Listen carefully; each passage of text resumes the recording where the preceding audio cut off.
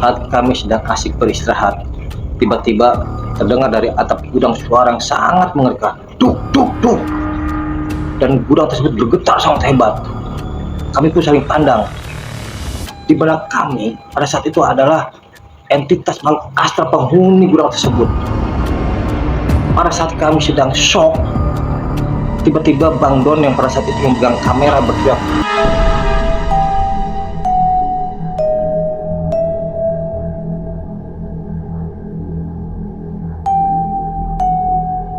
"Assalamualaikum warahmatullahi wabarakatuh. Salam Lokit. Semoga Sobat Lokit selalu diberi kesehatan dan keberkahan." Setelah melalui diskusi yang cukup panjang, akhirnya kami memutuskan untuk berpetualang ke situs Gunung Padang Cianjur. Agak sedikit berbeda dari video sebelumnya, di video kali ini kami akan coba menyingkap sisi horor Gunung Padang.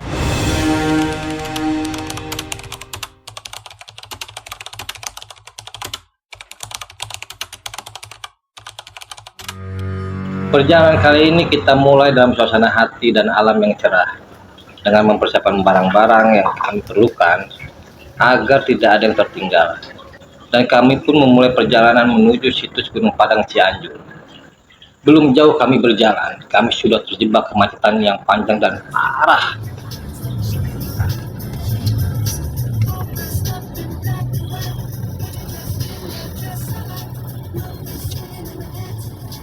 Setelah melalui kemacetan kota, akhirnya kita memasuki sebuah pedesaan dengan kontur jalan yang berkelok-kelok dan turun naik.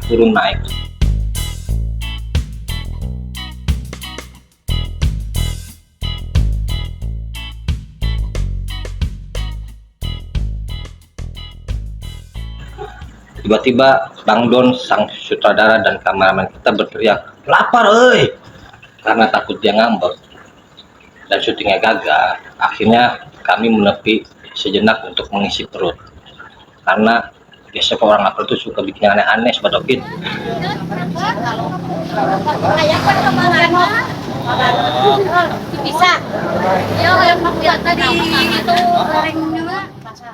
Saat kami mendekati Gunung Padang, kami disambut hujan yang cukup deras. Mungkin itu cara alam Gunung Padang menyambut kedatangan kami.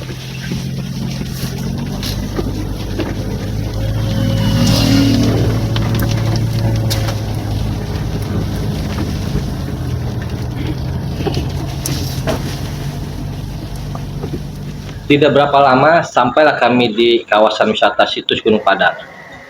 Kami disambut oleh Kang Jenal, Kang Ajat, dan kawan-kawan yang lain.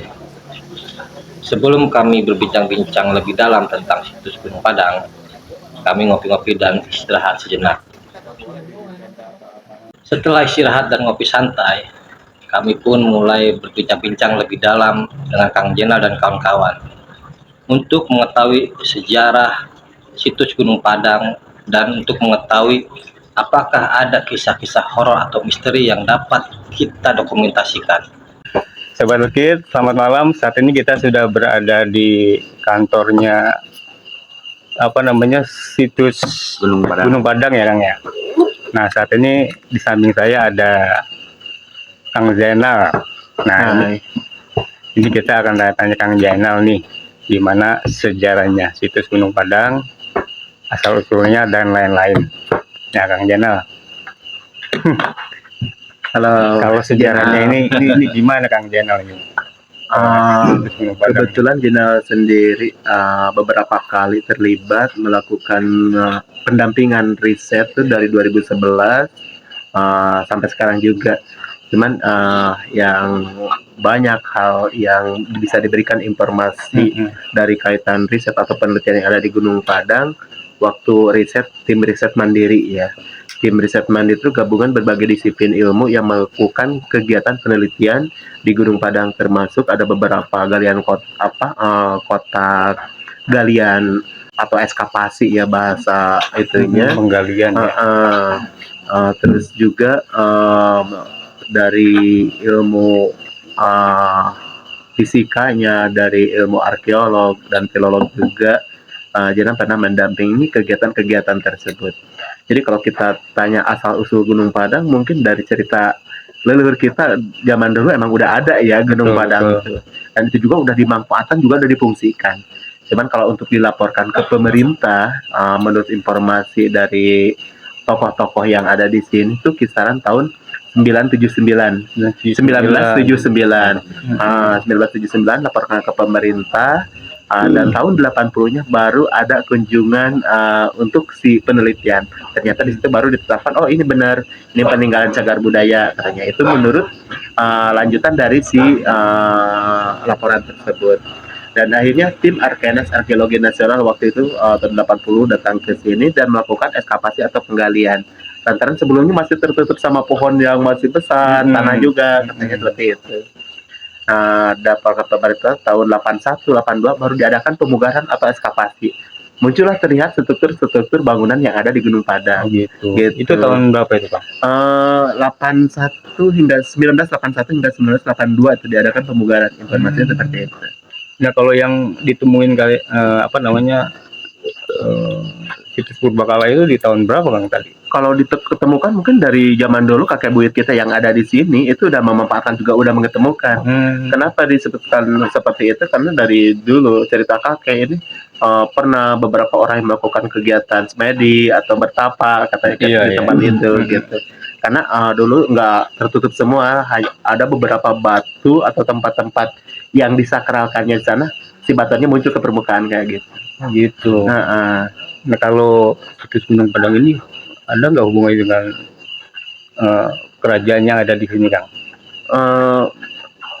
Kerajaan yang ada di Jawa Barat? Betul. Kalau kita lihat mungkin ada ya, karena kalau kita perhatikan teras 3 ya, teras 3 ada Relipan Kujang dan Tapak Maung. Kalau kita menggeser ke arah sana, mungkin itu salah satu tempat yang pernah dimanfaatkan, entah itu di masa Kerajaan Galuh atau di Pajajaran ataupun Salaka-Negara, kita nggak tahu paham. Cuman itu simbol dari Eyang Prabu Siliwangi. Kang Jena pun menceritakan tentang sejarah situs Gunung Padang dengan sedetail-detailnya. Dan gayanya yang lucu dan menggemaskan. Ahai, menggemaskan. Hasil dari penelitian itu, konklusinya apa nih? Maksud situs ini berupa, kalau yang tak berbeda kan sebuah piramid atau apa gitu. Itu udah ada konklusinya belum? Belum ya. Karena waktu itu hanya membuktikan ini peninggalan cagar budaya atau bukan. Gitu. Cuman diselaraskan dengan riset 2011 sampai 2014 kemarin sama tim riset mandiri, ternyata nggak jauh atau nggak keluar si manfaat dan fungsinya dari cerita-cerita folklore gitu. Ternyata situs tersebut digunakan sama leluhur kita hanya untuk sempat berdoa atau semedi waktu itu. Fungsinya ya. Fungsinya. Sampai sekarang seperti itu, Bang. Sekarang banyak juga yang digunakan untuk wisata sejarah atau apa, tapi banyak juga yang masih menggunakan untuk kegiatan berdoa. Terus kita yang ada di sini, kita nggak pernah batasi agama dan budaya.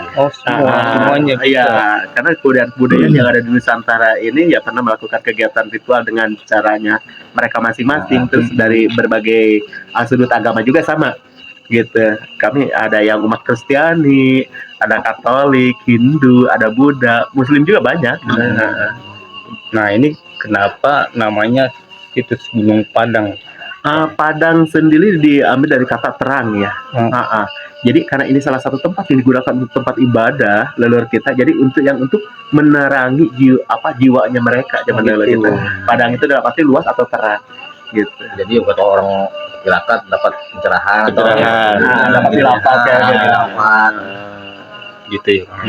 Tapi ada juga itu betul hal-hal yang sifatnya serem gitu, Kang. Maksudnya pernah dengar apa kalau dari pengalaman yang ada di sini? Pastinya kalau kita lihat dari pengalaman hampir 99%-nya sisi aura dan energi yang ada di Gunung Padang itu positif semuanya.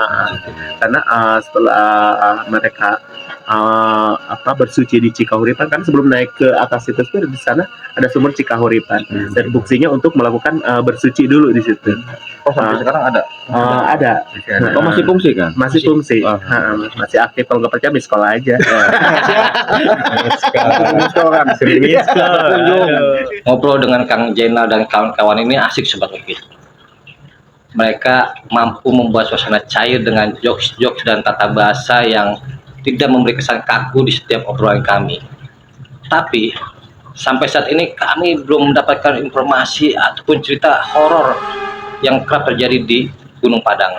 Nah ini kan saya pernah baca ada yang disebut teras 1, teras 2 sampai teras Lima. 5. Itu tuh Ah. maksudnya apa tuh Kang? Undakan, teras sharing atau undakan kayak Oh, gitu. teras sharing. Makanya disebut teras. berundak itu kan. Kemudian berundak betul. Berundak. Teras sharing karena pas pertama kita naik pakai tangga yang utama, kita persis di tengah-tengah teras pertama. Terus kalau dulu menuju ke teras 2 tuh gerbangnya masih di tengah-tengah gitu. Tapi sekarang karena kondisinya udah Berubah. bukan berubah, kita mengkhawatirkan untuk keselamatan cagar budaya dan si pengunjungnya. Oh, Kita bikin tangga alternatif jadi ke samping kayak gitu. Setelah beberapa lama kami berbincang-bincang dengan Kang Jenal, akhirnya kami mendapatkan informasi tentang sisi horor Gunung Padang. Walaupun Kang Jenal menjelaskannya dengan gayanya yang penuh canda gurau. Nah ini kan yang tren. Nah, kalau mitosnya nih, hal yang mistis di sini yang sering terjadi itu apa loh? Kalau banyak sih kejadian-kejadian pengunjung. Kalau kejadian pengunjung kayak misalnya apa kita berfoto, kadang ngeblank pas berfoto ada sosok yang tinggi besar tuh banyak juga ya. Ada sosok yang tinggi besar tuh banyak juga ya. Foto kali dia kan. Kenapa? Mungkin mau ikut foto kali. Kayaknya nggak diajak sih kayaknya kayak gitu. Pamit dulu kayaknya Oh gitu silaturahmi. Terus apa lagi kan? Banyak sih Kalau kejadian-kejadian Kang pengunjung. sendiri udah pernah ngalamin gitu. Kalau jarak secara sosok belum sih, paling kalau suara-suara kayak mendengar orang yang lagi ngobrol gitu. Kalau kita lagi sendirian nih, misalnya kita sering juga ya sama teman-teman ini kalau lagi jenuh kita kayak berdoa di atas atau pingin merenung aja kayak gitu. Sendirian akan merenung gitu. Suara dari mana? Kita dari kampung atau dari mana? Gitu. Nah, kita Enggak kan gitu. Mau nomor berapa? Parah dia. nggak bisa dia hebat ya. Nggak bisa serius dia. Setelah menjelaskan sisi horor dari Gunung Padang, akhirnya kami melanjutkan obrolan lainnya. Nah, kira-kira ini Kang, maksudnya untuk setelah himbauan apa sih yang nggak boleh dilakukan di Nah, pantangan-pantangan apa yang dilarang? Tentunya mungkin kita lebih ke umum aja ya. Yang pertama untuk pelestarian cagar budayanya sendiri, otomatis kita ada beberapa hal yang nggak boleh dilakukan di atas, seperti kita nggak boleh duduk yang di batu yang berdiri ya, apalagi perempuan tuh takutnya gitu. si batu tersebut akan roboh dan patah gitu. Kalau perempuan takut keenakan. Jangan-jangan tambah kan? Betul gitu ya. Jangan dikenalin ya. Kalau di skip itu di batu aja kan. Serius bikin apa begitu ya? Yang keduanya nggak boleh coret-coret juga, vandalisme. Karena waktu sudah semakin malam, kami pun menyudahi obrolan kami dan siap-siap melanjutkan petualangan menuju puncak Gunung Padang. Dan kami pun memulai perjalanan kami dengan berhenti sejenak di Sumur Kahuripan. Yang menurut cerita, dulu ini Sumur Kahuripan ini fungsinya tempat untuk membersih diri atau mensucikan diri sebelum menaiki puncak Gunung Padang. Dan memang Sumur Kahuripan ini memiliki khasiat selain untuk kita berbersih diri, ada juga untuk kesehatan ataupun hajat-hajat tertentu, dan ini pun bagi mereka-mereka yang meyakini khasiat air kahuripan ini. Dan kami pun mencoba air tersebut untuk sekedar melepas dahaga dan rasanya seperti apa air Sumur Kahuripan ini. Setelah dari Sumur Kahuripan, lalu kami melanjutkan perjalanan menuju puncak Gunung Padang dengan menaiki anak tangga yang begitu terjal dan banyak menguras energi. Ternyata umur itu nggak bisa bohong. Karena struktur anak tangga ini begitu dahsyat, perasaan kok ya kita nggak sampai ke atas gunung. Tidak berapa lama sampailah kami di teras 1 atau teras sharing 1. Teras pertama dari 5 teras yang ada di puncak Gunung Padang. Di teras ini terdapat bukit Masigit atau batu bersujud dan batu gamelan. Setelah kita mengeksplor teras 1, kita lanjutkan eksplorasi kita ke teras 2, di mana di teras 2 ini terdapat bukit mahkota dunia yang merupakan simbol dari jiwa sosial yang saling mengasihi. Setelah itu kita melanjutkan eksplorasi kita ke teras 3. Nah, di sini kawan-kawan, di teras 3 ini sedikit ada perbedaan, yaitu kami merasakan hawa yang begitu dingin. Entah kenapa seakan-akan di teras 3 ini suasana begitu mencekam. Lalu kita mengeksplor, dan di teras 3 ini terdapat batu tapak maung dan batu relief kujang. Nah, disinilah mungkin energinya ini yang begitu tinggi, yang mungkin banyak orang-orang datang untuk berziarah atau apa, karena energi di sekitaran teras 3 ini itu kuat. Bahkan kami aja semua ini merasakan begitu hawa yang sangat mencekam. Tidak pakai lama, kita langsung melanjutkan eksplorasi kita ke teras 4, di mana di teras 4 ini terdapat batu kanuragan. Dan uniknya di batu kanuragan ini, ceritanya adalah barang siapa yang mampu mengangkat batu kanuragan ini, maka semua hajatnya akan terkabul. Itu cerita yang beredar di masyarakat turun-temurun. Cuma sayangnya kita tidak bisa mengangkat batu tersebut karena sudah mendapat larangan, agar apa? Agar posisi batu tersebut tidak berubah. Lalu kami melanjutkan eksplorasi ke teras 5, teras terakhir dari puncak Gunung Padang. Dan di sini lebih dahsyat lagi energinya. Kita merasakan benar-benar hawa yang kuat, seakan-akan batu tersebut mempunyai energi yang kita sendiri tidak mengerti. Dan ceritanya, batu Singgasana Raja ini dulunya tempat raja duduk-duduk santai atau berbaring.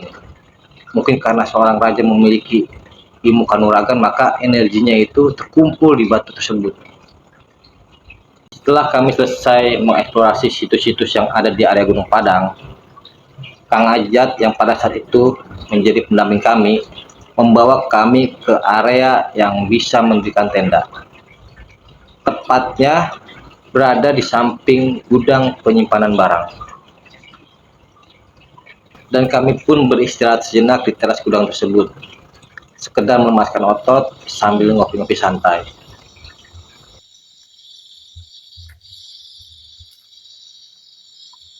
Saat kami sedang asik beristirahat, tiba-tiba terdengar dari atap gudang suara yang sangat mengerikan. Dan gudang tersebut bergetar sangat hebat. Kami pun saling pandang. Di benak kami pada saat itu adalah entitas makhluk astral penghuni gudang tersebut. Pada saat kami sedang shock, tiba-tiba Bang Don yang pada saat itu memegang kamera berteriak, "Gempa, gempa, gempa!" Lalu kami lari berhamburan mencari tempat yang lebih aman.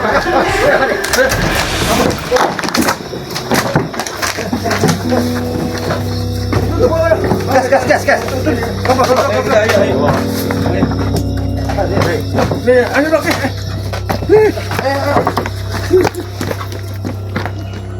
Akhirnya kami berjalan menuju sebuah saung bambu yang berada belakang gudang tersebut. Apa tadi Joy?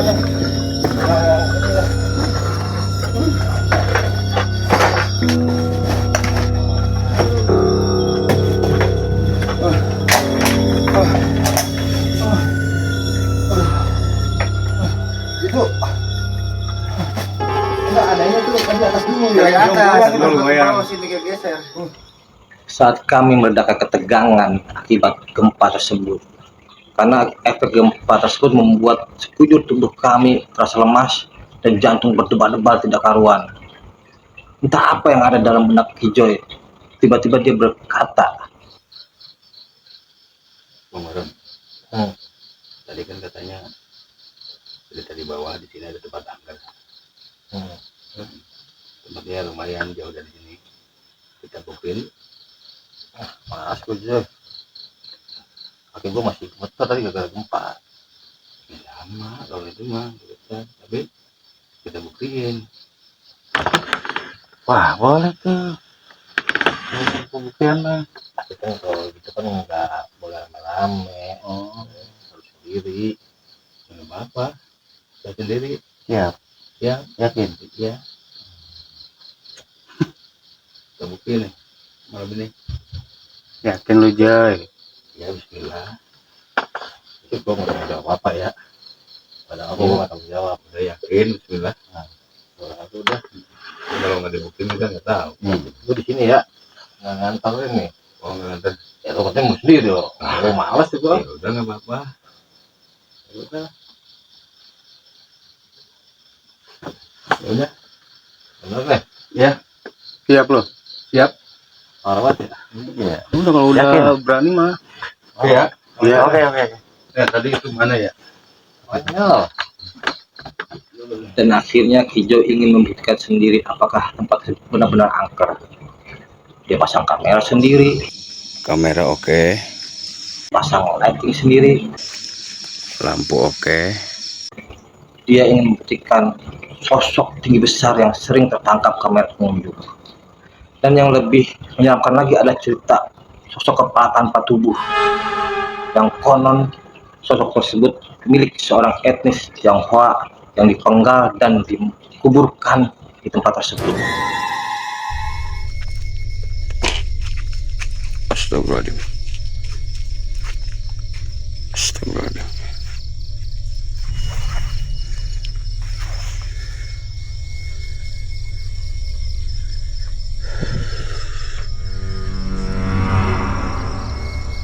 Wah, apa tuh bergerak-gerak? Ada yang bergerak nih. Ada yang bergerak.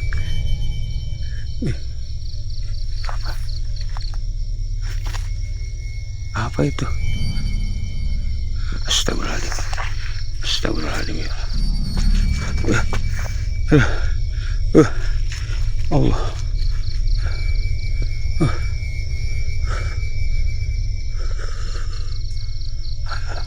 Suara apa itu? Suara apa itu? Astagfirullahaladzim.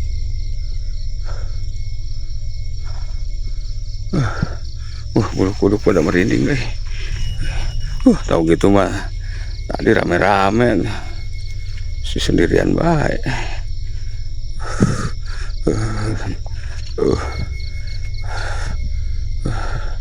Lindungi Allah, lindungi Allah, lindungi Allah. Yang bergerak-gerak itu, ada apa itu? Ada apa? Astagfirullahaladzim. Aduh.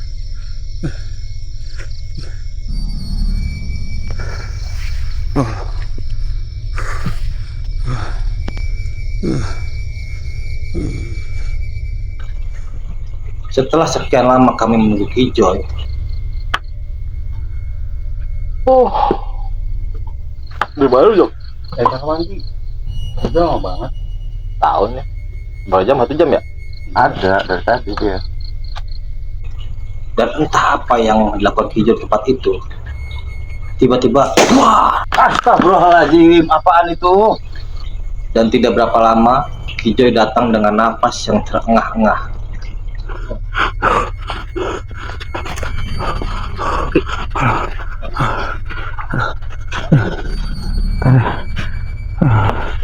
Duduk dulu.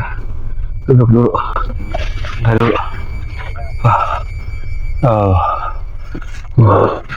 Ketika Kijo sudah masa tenang, Kijo menceritakan apa yang terjadi di tempat itu. Pada saat Kijo duduk, tiba-tiba terdengar suara ledakan di dekat Kijo. Dan dia langsung terpental.